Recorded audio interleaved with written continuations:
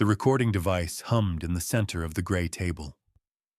Vel'koth sat across from it, his segmented chitinous body rigid in the metal chair designed for species with endoskeletons. His 6 compound eyes reflected the harsh overhead light in fractured patterns. Both arms rested on the table, claws tapping in irregular rhythm against the surface. His antennae stood at a careful 45-degree angle, the Skyrix equivalent of professional composure barely maintained. His tail coiled and uncoiled beneath the chair. Interviewer: Instructor Vel'koth, please state your position and experience level for the record. Vel'koth's mandibles clicked once, sharply. Senior Combat Instructor, Galactic Academy, Station Viridian 9, 17 cycles of service, certified in 43 combat disciplines across 21 species physiologies. 0 incident reports until, his antennae twitched, until cycle 447. Interviewer: describe the beginning of your interaction with Cadet Sloane. The Skyrix's chitinous plates shifted, darkening slightly at the edges. His mandibles clicked 3 times in rapid succession before he spoke. Standard first-day combat assessment. I conduct them every term. The purpose is to establish baseline capabilities and teach cadets about species variance in durability and strength. It's a controlled demonstration. His tail lashed once. It's always been controlled. He paused, and one of his smaller side eyes twitched toward the door, as if checking for escape routes. Cadet Sloane entered the combat training arena at 0900 hours station time. She was... He searched for words, mandibles working silently. Enthusiastic. Her assigned mentor, Cadet Thayer, accompanied her. I noted immediately that Cadet Thayer exhibited elevated stress markers, rapid breathing, excessive perspiration, what I now recognize as their species' 1,000-yard stare. Interviewer: did this concern you? No. Vel'koth's antennae drooped, slightly. I assumed he was nervous about his own combat assessment history. Humans have a reputation for fragility. I thought he was projecting anxiety onto his mentee. A long pause. I was incorrect. The combat training arena had been pristine that morning. Circular, 50 meters in diameter, with padded sections for species who required softer landing zones. The observation windows above gleamed, cleaned by the night maintenance crew. Weapon racks lined the walls, training versions, of course, calibrated to bruise rather than maim. Vel'koth had stood in the center, his chitinous form catching the white light, making him look like a piece of mobile armor. Professional, competent, foolishly confident. Sloane had walked in like she owned the place. She was shorter than Vel'koth by half a foot, stocky and muscular in the way of humans who did something physical for fun. Her dark hair was pulled into a high ponytail that swung when she moved. She'd grinned at him, that unsettling human expression where they showed their bone-white teeth, and planted both hands on her hips. Instructor, Sloane reporting for combat assessment, ready to absolutely crush this. Behind her, Thayer had made a sound between a whimper and a sigh. Vel'koth's mandibles had clicked in what he'd intended as a welcoming gesture. Cadet Sloane, welcome. Today we establish your baseline durability and... Oh, I'm super durable, Sloane interrupted, rolling her shoulders like a pit fighter preparing for a death match. I did kickboxing back on Earth, and rugby. And that one time I fell off a cliff during a hike and just walked it off. Well, limped it off, but like barely limped. Vel'koth's antennae had tilted slightly. I see. Nevertheless, we follow protocol. I will demonstrate various force levels on you, and you will indicate when discomfort begins. This teaches you the spectrum of combat intensity across species. For example, what feels like a tap to a Kronar might rupture organs in a Pixith. Got it, got it. Sloane bounced on her toes, shadow boxing the air. Light, medium, heavy. I'm ready. Bring it on. Thayer stepped forward, his tall frame folding slightly in what Vel'koth now understood was a defensive posture. Instructor, if I could just... Thayer, dude, I've got this. Sloane waved him off without looking. You said I needed to take combat seriously. I'm taking it seriously. Look how serious I am. She flexed both arms. These babies didn't come from being delicate. Interviewer. What was your assessment of Cadet Sloane at this point? Vel'koth's chitinous body made a sound like wind chimes in a storm, the Skyrix's equivalent of a bitter laugh. Overconfident. Typical first-year bravado. I'd seen it hundreds of times. Cadets who thought their homeworld experiences prepared them for Galactic standard combat. His antennae drooped further. I intended to humble her, gently, to teach her that confidence without knowledge is dangerous. A pause. His mandibles clicked rapidly. The irony is not lost on me.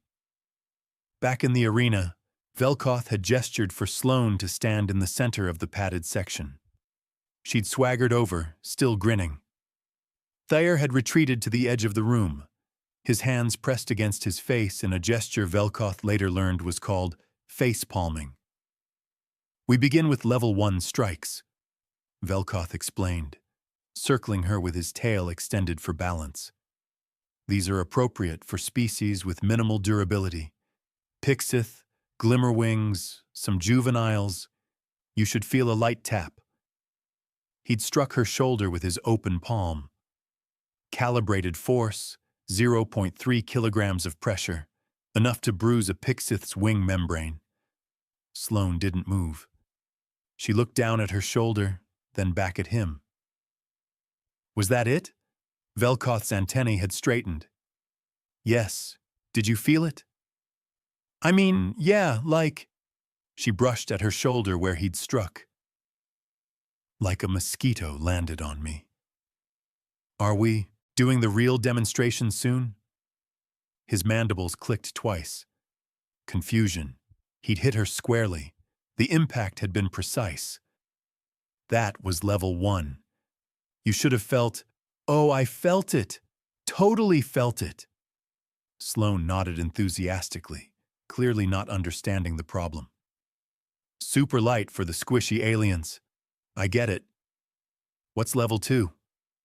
Thayer made a sound like a deflating balloon. Interviewer. Proceed. Vel'koth's entire body darkened, his chitin shifting from blue-green to a muddy teal. I moved to level 2. These strikes are calibrated for moderately durable species. Valerians, Karathi, juvenile Skyrix. 2 kilograms of pressure. It should produce discomfort, perhaps minor bruising. He'd struck her shoulder again. Precisely measured, professionally delivered. Sloane blinked. Okay, yeah, I felt that one. Relief had flooded through Vel'koth's nervous system. Good. You should felt like you actually touched me this time instead of like waving near me. She rolled her shoulder experimentally. Still pretty light, though. Is this about learning to fight species who are super weak? Because I'm great at holding back. One time I arm wrestled my little cousin and let her win and everything. Vel'koth's tail had coiled completely. Cadet. That strike would incapacitate a Valerian. Oh, wow. They must be really delicate. Sloane nodded solemnly, completely missing the point. Don't worry, Instructor. I'll be super careful with them. I'm great with fragile things. I only broke like 3 plates last month. From the edge of the arena, Thayer spoke in a flat, dead voice. Instructor Vel'koth, Perhaps we should move to the durability lectures instead of... Thayer, stop being weird, Sloane called over. I'm doing great. The instructor can tell I'm doing great. Right, instructor? Vel'koth's antennae had begun to droop, not because of defeat yet, that would come later, but because a small, cold certainty was crystallizing in his thorax. Something was wrong. Interviewer. Why did you continue? The question hung in the interrogation room. Vel'koth's mandibles worked silently for several seconds. His tail had coiled so tightly beneath the chair it trembled.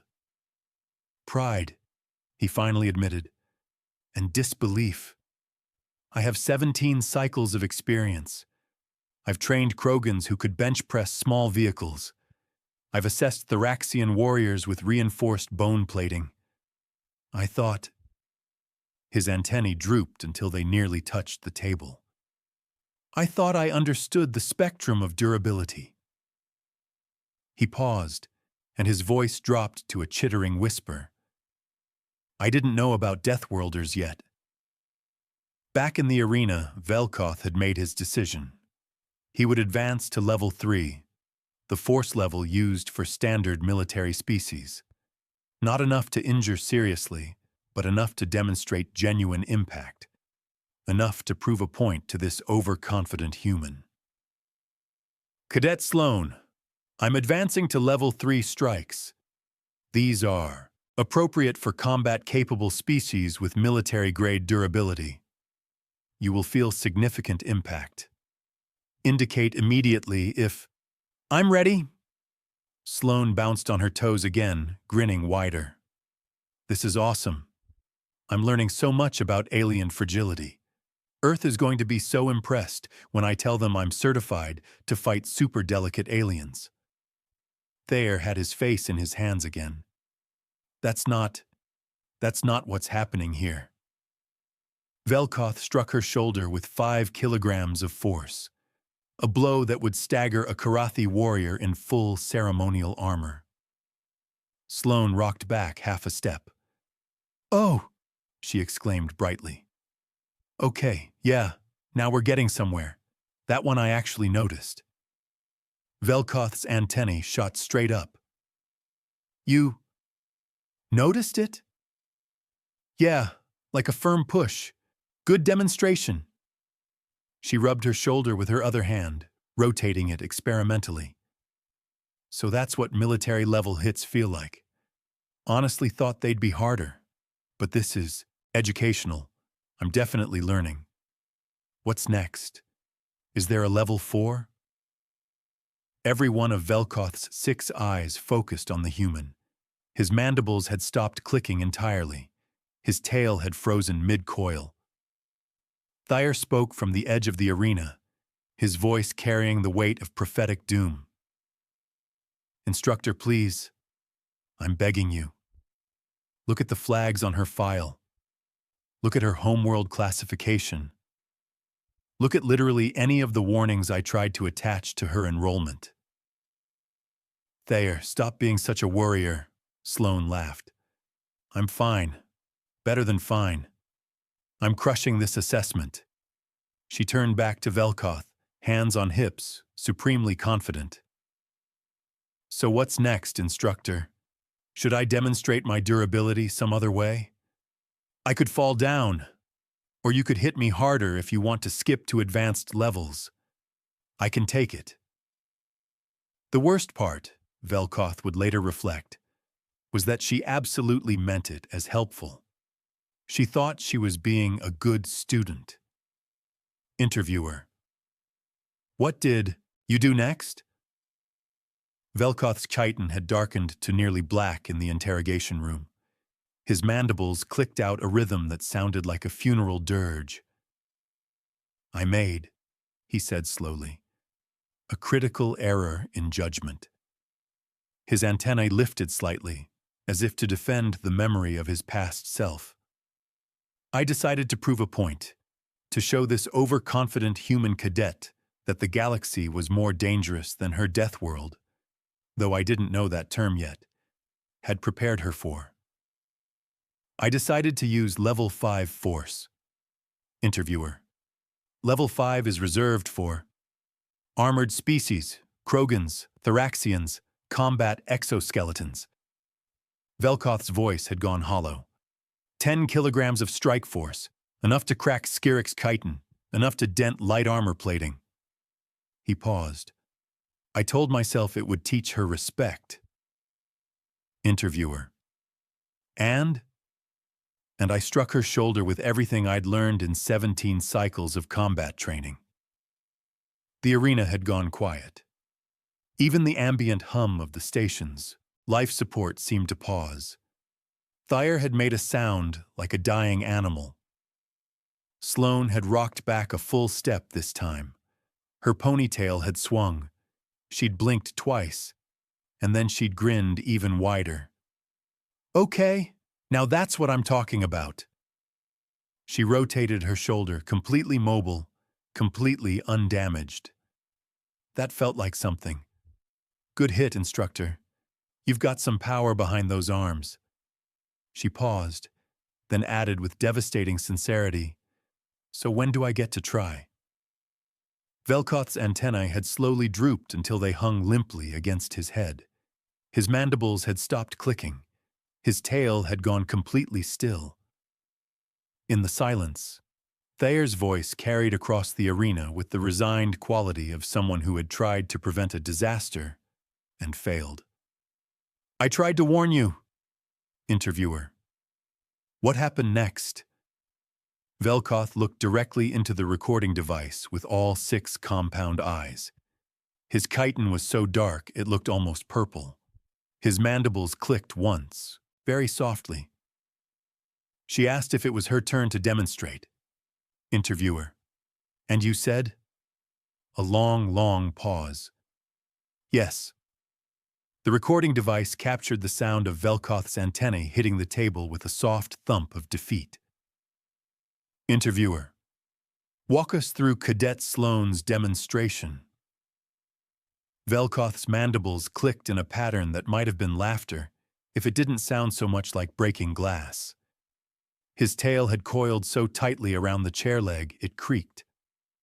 Both arms lifted from the table briefly, then dropped back down with a hollow thunk. She was excited, he said finally. Genuinely, enthusiastically excited. She rolled her shoulders. She stretched her neck. She did something called cracking her knuckles that produced sounds I thought indicated bone fractures, but were apparently normal for humans. His antennae twitched at the memory. She asked me where I wanted her to hit me. Interviewer. What did you say? I told her to demonstrate on my shoulder, the same location I'd used on her. I emphasized. His voice grew tight, chittering. I emphasized that she should use minimal force, the same level 1 pressure I'd started with. 0.3 kilograms. I explained that the purpose was for her to learn control, to understand how little force was needed for fragile species. Interviewer. Did she understand? She said, and I quote, "Oh, totally, super gentle, got it, like I'm tapping a baby bird. No, wait, softer than that. Like I'm tapping a baby bird's egg. I'm great at gentle." Vel'koth's chitin darkened further, approaching true black. Cadet Thayer said, and I quote, "We're all going to die." In the combat training arena, Sloane had positioned herself in front of Vel'koth with the confidence of someone who had never failed at anything because they didn't understand what failure looked like. She'd planted her feet, rolled her shoulders one more time, and raised her right hand. Okay, so like the tiniest tap, right? For the super fragile aliens. I've got this. I'm like the queen of gentle. Vel'koth had stood ready, his chitinous body positioned the same way he'd positioned her, shoulder exposed, weight balanced. 17 cycles of combat training had taught him how to receive strikes, how to assess force, how to calculate impact. None of those cycles had prepared him for Sloane. She'd tapped his shoulder. The sound was like a hammer hitting a gong. Vel'koth had staggered backward 3 steps. His antennae had shot straight up. His mandibles had locked open. His tail had lashed wildly, striking the padded floor with enough force to leave an imprint. Pain had radiated through his entire shoulder segment. Not injury, nothing was cracked, but impact. Serious, significant impact. The kind of impact that shouldn't have come from a tiny tap. Sloane's face had fallen immediately. "Oh no, was that too hard? I thought I was being gentle. That was like barely anything. I can go lighter." From across the arena, Thayer's voice had been flat. "That was your gentle." "Yeah, super gentle. Basically nothing." Sloane had looked genuinely distressed. "Instructor, are you okay? I swear I barely touched you. Do you need me to try again softer?" Vel'koth's antennae had been vibrating. His entire body had darkened to a deep, alarmed blue-green. His mandibles had clicked out something between a laugh and a scream. That, he'd managed, was not 0.3 kilograms of force. "Really?" Sloane looked at her own hand like it had betrayed her. "That felt like nothing, like less than nothing, like I was just kinda existing near your shoulder." Interviewer: "What did you do?" In the interrogation room, Vel'koth's voice had gone very quiet. His 6 eyes dimmed slightly, the Skyrix equivalent of closing one's eyes to block out painful memories. "I made my second critical error. I assumed she was inexperienced with control, not that her species had a fundamentally different understanding of force calibration. I decided to continue the lesson, to teach her proper technique." His mandibles clicked once, softly. "I should have ended it there." Interviewer: "But you didn't." "No." Vel'koth had taken several moments to recover his composure in the arena. He'd rotated his shoulder, testing for damage. Everything functional. Just impact trauma. He was a trained combat instructor. He'd taken worse hits. That's what he'd told himself. "Cadet Sloane," he'd said, his voice resonating with forced calm. "Your strike force was approximately 15 kilograms. That's level 7 impact, appropriate for heavy combat units and armored assault." Sloane's eyes had gone wide. "No way. Really? That's so cool." Then her expression had shifted to concern. "Wait, but I was trying to be gentle. How do I go lighter?" "We'll practice control. Try again. But this time, imagine you're touching something that would break if you breathed on it wrong." Okay. More. Gentle. I can do more gentle." Sloane had flexed her fingers, shaking out her arms. "Like I'm petting a soap bubble." "No, like I'm petting the idea of a soap bubble. Maximum gentle." She'd tapped his shoulder again. Vel'koth had staggered backward 5 steps this time. His chitinous plates had rattled. His tail had whipped around and knocked over a training dummy. His antennae had vibrated so rapidly they'd produced an audible hum. "Was that better?" Sloane had called out, still looking thrilled with herself. "That," Vel'koth had wheezed, "was harder." "What?" Sloane looked at her hand with betrayal. "But I was thinking about soap bubbles. How was that harder?" Thayer had spoken from his position against the wall, his voice carrying the exhausted patience of someone who'd had this conversation before. "You tense up when you try to be gentle. It's a whole thing. We've discussed this." "I do not tense up." "You absolutely tense up. Remember the teacup incident?" That teacup was defective. It was ceremonial Valerian crystal. It survived 3 centuries before you picked it up. Interviewer: "How did you proceed?" Vel'koth's mandibles had stopped clicking entirely. He sat motionless in the interrogation room, his chitin so dark it seemed to absorb the light. I suggested we move to equipment training. Perhaps she would have better control with training weapons. Perhaps the structure would help her understand force limitation. His antennae drooped. I was wrong on both counts. The weapon racks along the arena walls held training implements from across the galaxy. Staves, blades, projectile weapons, all calibrated to bruise rather than kill, to teach rather than maim. They were built to withstand standard training abuse, standard being the operative word. Sloane had approached the racks like a child in a toy store. "Oh wow, these are so cool. Can I try the staff? I always wanted to learn staff fighting." It looks so elegant in videos. Vel'koth had selected a standard training staff, lightweight composite, flexible core, designed for species up to 8 feet tall and 200 pounds of muscle mass, rated for 10,000 hours of combat training. Sloane had taken it in both hands. "Okay, so how do I—" The staff had snapped in half. She'd been holding it. Just holding it. Her fingers had tightened to get a proper grip, and the composite material that could withstand strikes from Krogan warriors had fractured like a dry twig. Sloane stared at the two pieces. "I think this one was already broken." "It wasn't," Thayer said. "It had to be. I was just holding it." That's the problem. Vel'koth had stood very still, his antennae completely limp. Try the blade training simulator."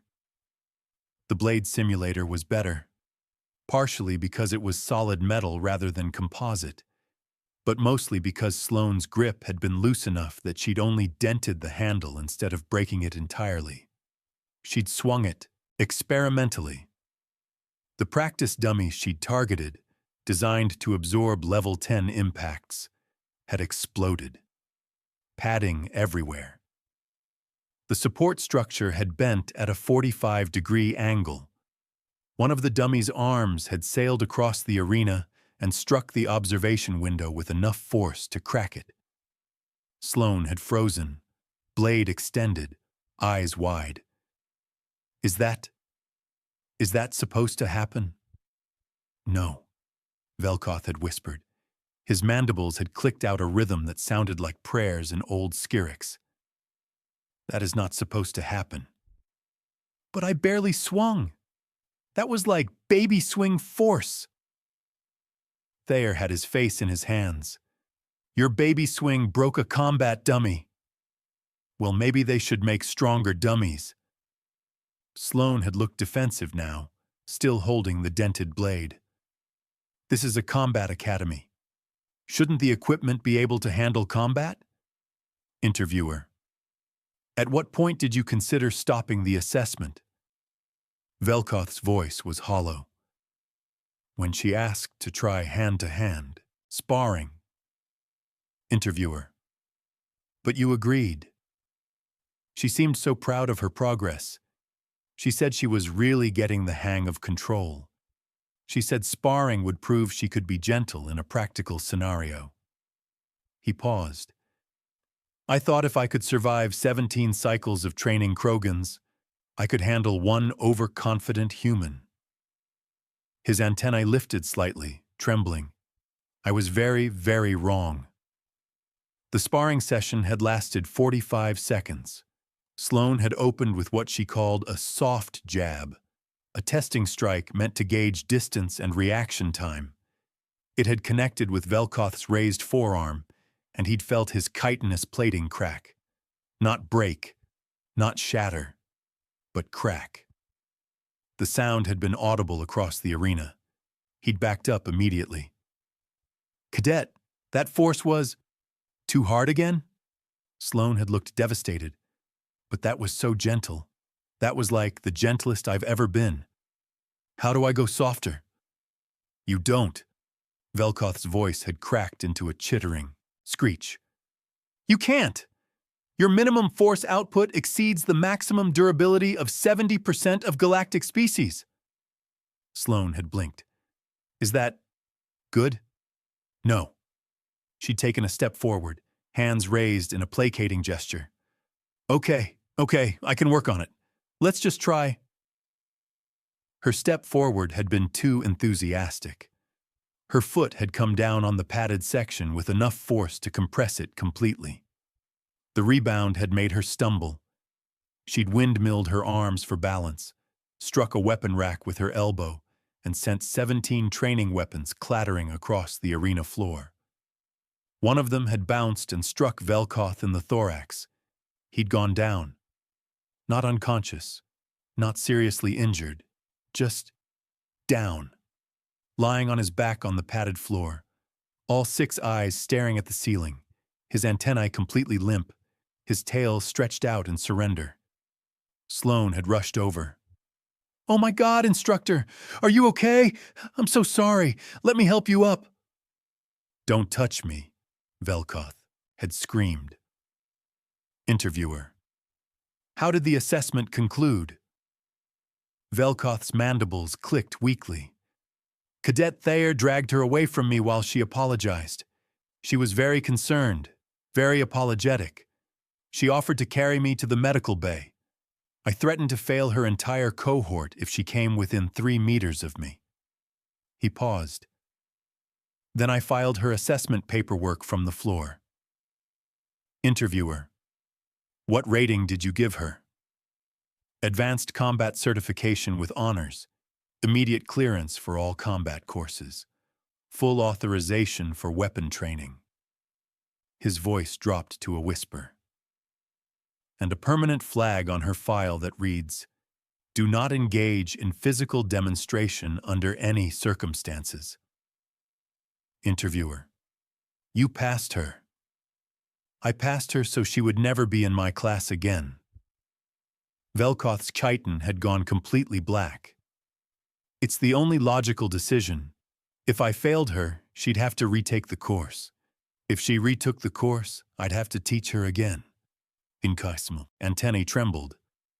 I couldn't survive that. Interviewer: Where is Cadet Sloane now? Vel'koth made a sound like wind through broken chimes. Teaching. She's teaching advanced combat techniques to third-year cadets.